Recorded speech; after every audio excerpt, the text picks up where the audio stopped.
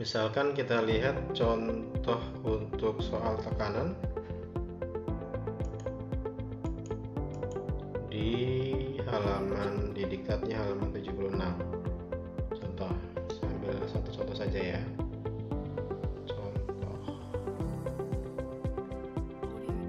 nomor 1, berapa tekanan dihasilkan oleh gaya sebesar 100 Newton pada permukaan 5 meter kuadrat?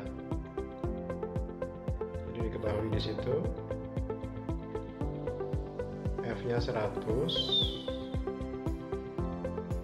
kemudian A-nya 5. Berapa ditanya? P-nya berapa? Maka kita hitung.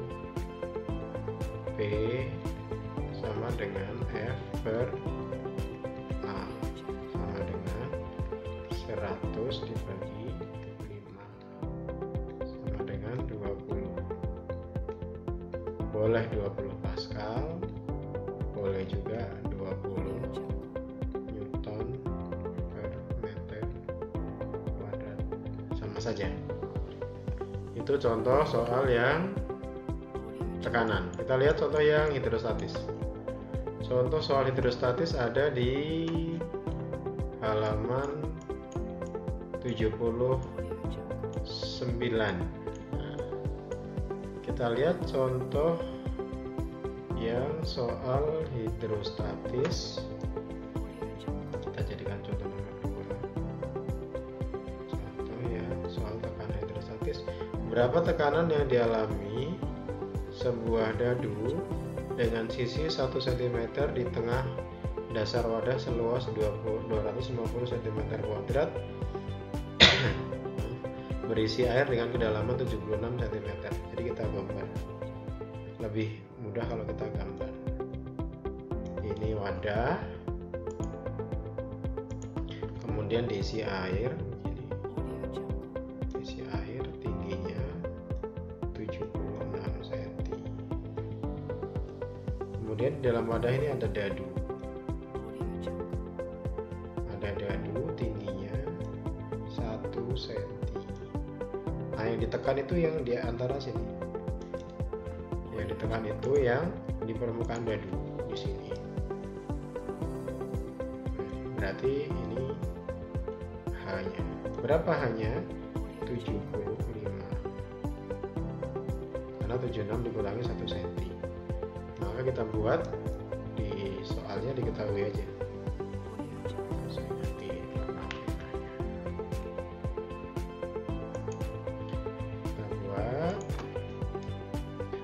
Diketahui di situ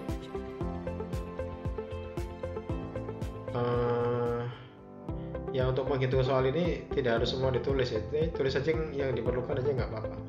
Kita lihat rho-nya, rho airnya 1, rho itu 1 gram per centimeter kubik. Ini sama dengan 10⁻³ kilogram per meter kubik. Jadi kita harus ubah ke SI, jadi gram per centimeter kubik kita jadikan kilogram per meter kubik. Kemudian G-nya itu 10 meter per sekon kuadrat, H-nya 75 cm. Ini kita jadikan ke meter, 75 kali 10⁻².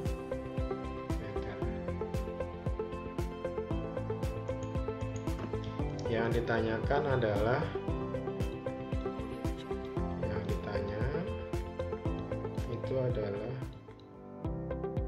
tekanan hidrostatisnya berapa. Maka langsung kita hitung.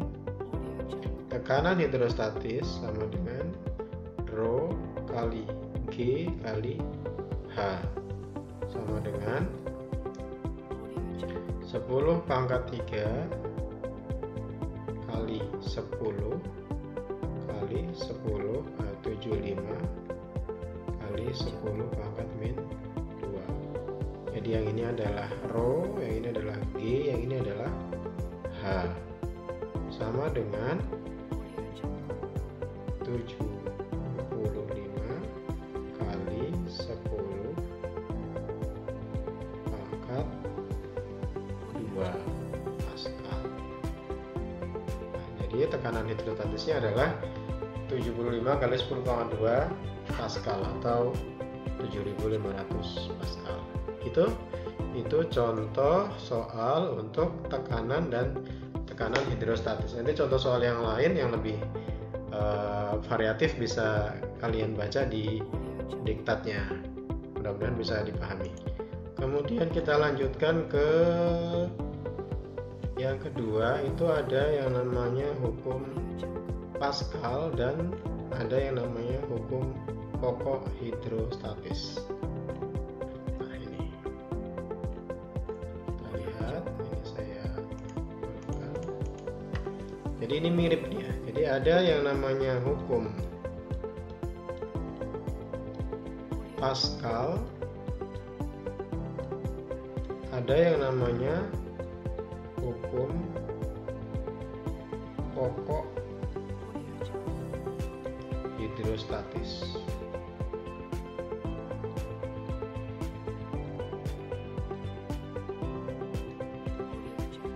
Kedua hukum ini berbeda tapi mirip.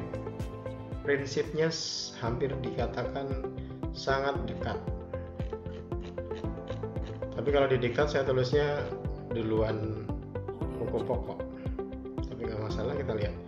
Pascal ini menyatakan bahwa kalau ada fluida, cairan, berada di dalam wadah tertutup, kemudian wadah tadi yang ada isi cairan tadi itu diisi tekanan, maka nanti tekanan yang diberikan ke wadah tertutup tadi akan diteruskan ke segala arah dengan sama besar oleh fluida yang ada di dalamnya. Jadi misalnya saya punya kantong begini, kemudian ini diisi air, kemudian kantongnya ini saya tekan, maka nanti tekanannya akan diteruskan ke segala arah oleh air tadi itu dengan sama besar. Ini dirumuskan dengan F1 per A1 sama dengan F2 per A2. Dan kita ingat bahwa F per A ini adalah tekanan, sehingga dia sama saja dengan P1 sama dengan P2. Kalau kita buat ilustrasi hukum Pascal ini, kira-kira dia begini. Kalau saya biasanya contohnya kayak ini nih, contohnya dongkrak hidrolik. Ini tombolnya untuk menekan, kemudian dia nanti ada semacam pipanya, kemudian ini adalah ujung saluran hidroliknya yang biasa dipakai untuk mengangkat mobil atau untuk lift. Nah itu misalnya untuk mobil, di cucian mobil, nah itu biasanya pakai prinsip hidrolik. Jadi ketika ini diberi tekanan di sini, maka ini namanya F1 dan A1 di sini. Maka dia tekanannya akan diteruskan ke segala arah sampai ke ujung sini, dia bisa mengangkat mobil. Di sini namanya F2 dan A2. Keuntungan dari Pascal adalah dengan mengubah bidang tekan di sini, maka kita bisa menghasilkan gaya besar dengan memberikan gaya kecil. Jadi di F1 kita berikan gaya yang kecil, tapi karena permukaannya kita perbesar, maka di sini dia bisa menghasilkan gaya yang jauh lebih besar. Jadi dengan tenaga input kecil, dia menghasilkan tenaga hasil yang besar. Itu inti dari hukum Pascal. Terapan dari hukum Pascal. Nah, sedangkan pada hukum pokok hidrostatis itu contohnya ini. Kalau pada hukum pokok hidrostatis, dia contohnya bukan dongkrak, tapi biasanya dia disebut pipa U ya. Pipa U. Ini mirip. Jadi mirip dengan Pascal. Nah, jadi begini, misalnya saya punya pipa berbentuk U, kemudian saya isi air, maka dia permukaan akan datar begini, akan rata permukaan di pipa 1 dan pipa 2. Nah, kalau di atas air ini saya beri tambahan, misalkan saya beri bubuk styrofoam, misalkan di sini saya beri bubuk styrofoam, di sini saya beri bubuk styrofoam warna merah, maka otomatis nanti styrofoam ini dia akan menekan ke bawah sedikit, sehingga nanti permukaan air yang di sebelah kiri akan turun, yang di sebelah kanan akan naik. Nah, di sini akan naik sedikit. Nah, kira-kira gitu. Nah, hukum pokok hidrostatis itu menyatakan begini: kalau ada cairan, jenis cairannya sama, misalkan sama-sama air, sama-sama di sini, kemudian dia memiliki ketinggian yang sama juga, di sini sama. Jadi ini sama-sama air dan sama-sama tinggi, maka dia akan memiliki tekanan hidrostatis yang sama. pH di sini akan sama dengan pH di sini. Anggaplah ini namanya titik A, di sini namanya titik B. Jadi karena dia ada dua syarat hidrostatis itu, yang pertama jenisnya sama, yang kedua itu tingginya sama atau sama-sama tingginya, diukur dari dasar di sini. Ini tingginya sama, maka dia akan memiliki tekanan hidrostatis yang sama. Jadi pH di titik A akan sama dengan pH di titik B. Begitu. Kalau dia pipanya terbuka, maka nanti ada faktor lain yang namanya tekanan udara atau tekanan atmosfer. Maka biasanya ditambahkan juga di sini tekanan udara yang menekan titik A dan tekanan udara yang menekan titik B. Tapi karena sama-sama ditekan, maka nanti secara matematis dia bisa coret. Sehingga tinggal pH di titik A akan sama dengan pH di titik B. Syaratnya dua ini, jenisnya sama dan tingginya, letaknya ini dia sama tinggi. Nah, pH di titik A dan pH di titik B ini nilainya bisa banyak. Kita lihat misalkan di gambar ini.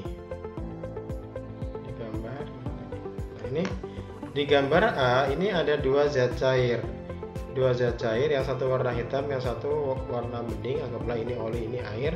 Maka kalau di gambar A ini dari gambar ya, dari gambar di diktat gambar A, maka dia pH-nya itu terdiri dari Rho 1G H1 sama dengan Rho 2G H2, karena dia hanya terdiri dari dua zat cair saja. Ini yang gambar di sini nih. Tapi kalau yang B, yang gambar B itu berbeda, karena dia terdiri dari gambar B. Ini kita lihat di sini gambar B ini ada 1, 2, 3 zat cair. 3 zat cair, yang di titik sebelah kiri atau titik A ini ada 2, yang sebelah kanan ada 1. Maka yang di B ini posisi pH-A itu adalah Rho 1 GH1 ditambah Rho 2 GH2 sama dengan yang di titik sebelah kiri ini, sebelah kanan ini ada Rho 3